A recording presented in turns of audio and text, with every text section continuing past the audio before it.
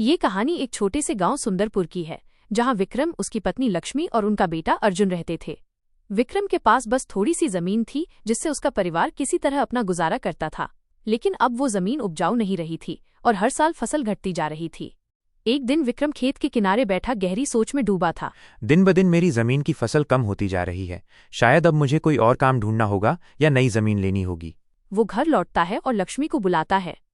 लक्ष्मी, जरा सुनो, तुमसे एक जरूरी बात करनी है। हाँ, बोलो, क्या हुआ? हमारी जमीन अब पहले जैसी उपजाऊ नहीं रही। अगर मैं कुछ सालों के लिए खेती रोक दूं और मिट्टी को आराम दूं, तो शायद वो दोबारा उपजाऊ हो जाए। पर तब तक घर का खर्च और अर्जुन की पढ़ाई कैसे चलेगी? यही तो सोच रहा हूँ। शायद कोई और काम ढूंढना पड़ेगा। एक बार सरपंच जी से मिल लो, वो दिल के बहुत अच्छे हैं। हाँ, ठीक कहा तुमने। कल ही उनसे मिलकर आता हूँ। अगली सुबह विक्रम सरपंच जी के घर पहुंचता है। नमस्ते सरपंच जी, एक जरूरी बात करनी थी। आओ विक्रम बेटा, बताओ क्या बात है। सरपंच जी, मेरी जमीन अब कुछ नहीं दे रही। घर का खर्च और अर्जुन की पढ़ाई की चिंता सता रही है। चिंता मत करो बेटा, मेरे पास गांव के बाहर एक खेत है, तुम उस पर खेती कर लो। इससे तुम्हारा भी भला होगा और मेरी जमीन की देखभाल भी हो जाएगी। बहुत बहुत धन्यवाद सरपंच जी, मैं कल से ही काम शुरू कर दूंगा। घर लौटकर वो लक्ष्मी को सब बताता है। ये तो बहुत अच्छी खबर है। हाँ, अब सब ठीक हो जाएगा। लेकिन किस्मत को कुछ और ही मंजूर था। अगले दिन खेत पर काम करते समय एक जहरीले सांप ने विक्रम को काट लिया।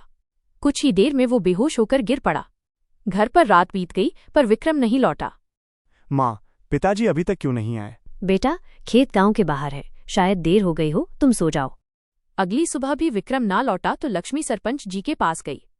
नमस्ते सरपंच जी, विक्रम कल आपके खेत गए थे, अभी तक घर नहीं लौटे।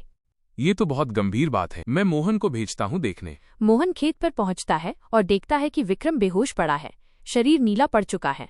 हे भगवान, सांप ने काट लिया है शायद। वो दौड़ता हुआ सरपंच जी के पास लौटता है और सब बताता है। लक्ष्मी ये सुनकर जमीन पर गिर पड़ती है, आंसू थमते नहीं। मोहन, जल्दी हकीम जी को लेकर खेत चलो, मैं लक्ष्मी को लेकर आता हूँ। सब लोग खेत पहुंचते हैं। जहर पुराना है, मैंने दवा दे दी है, पर यह अब गहरी बेहोशी में है।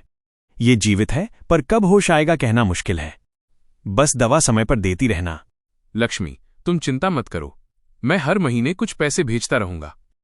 धन्यवाद सरपंच जी। माँ, अब घर का खर्च कैसे चलेगा?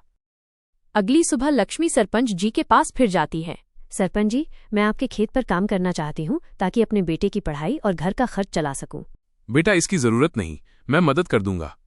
नहीं सरपंच जी, मैं किसी पर बोझ नहीं बनना चाहती। सरपंच जी सोच में पड़ जाते हैं, फिर कहते हैं, ठीक है, तुम गांव के अंदर वाले मेरे छोटे खेत पर काम कर लो, वो तुम्हारे घर के पास है। कुछ सालों बाद अर्जुन अफसर बन गया। माँ, पिताजी, आज जो भी हूँ वो आप दोनों की वजह से हूँ। नहीं बेटा, ये सब तुम्हारी माँ का त्याग है।